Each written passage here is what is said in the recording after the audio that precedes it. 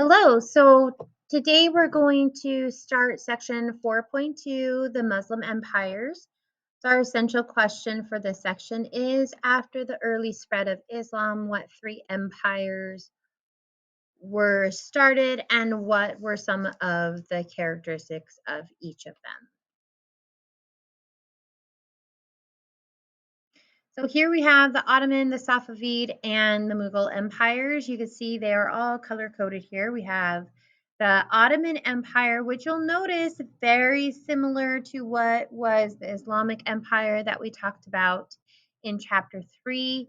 We're going to see as it spreads, it is separated into multiple empires depending on who ended up conquering the land. So here we have the Ottoman Empire, and you can see Istanbul is written right underneath Constantinople. So Constantinople changes its name to Istanbul during this time period. But remember, this is where Constantinople was located. Then we had the Safavid Empire and then the Mughal Empire. The Mughal Empire is almost all India. The Safavid Empire is more of Persia. And then really a lot of what used to be the Roman and Byzantine Empire and the Islamic Empire, minus Spain, we lose Spain, that one turns into the Ottoman Empire.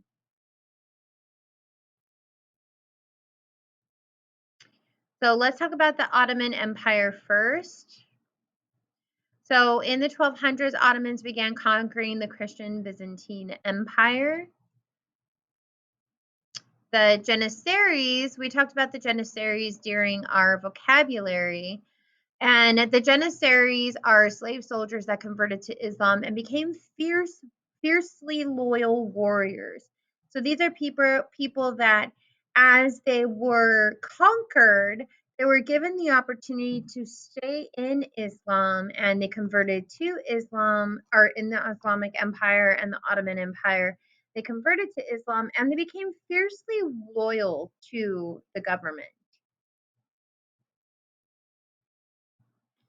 So one of the other things about them is that they had very advanced weapons, because this is where we're going to see the introduction of gunpowder. We talked about this in chapter 4.1 as well.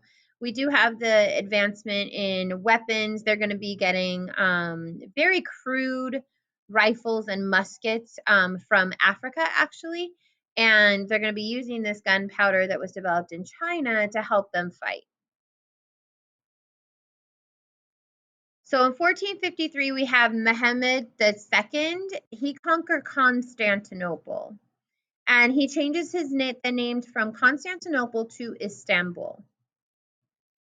And he turns the Hagia Sophia into a mosque. Remember the Hagia Sophia? It was made by Justinian, and it really was just this big, great palace. And he actually turns it into a mosque. The Ottoman Empire reached its height under Suleiman I, and he is also known as Suleiman the Magnificent. He ruled from 1520 to 1566. So this is one of the empires, other than really China and Japan, this is one of the empires that we're actually studying not too far in our past. So we're out of the really early hundreds AD, and we're into the thousands now. He conquered many new lands, so he was actually able to go farther into Arabia, as well as farther south into Africa as well. The Safavid Empire, this was after Muhammad's death. There was a dispute over who would be caliph. And Islam split into two groups. They had two different beliefs. The Shia only thought that the Muhammad's descendants should be caliphs. Remember, we talked about the Umayyad, and they really believed that because they were related to Muhammad, they had this royal bloodline, and only they should become the leaders. Where the Sunni believed that the caliphs did not have to be related to Muhammad. If you were a good Muslim and you were a good person, you had the right to be the leader just as much as anybody else, regardless of your bloodline. The Safavid empires were known as Persian Muslims because remember in our chart, or the map that I just showed you, it does cover most of Persia. This empire began in 1501, and the Safavid leader Ismail made Shiaism the official religion of the empire.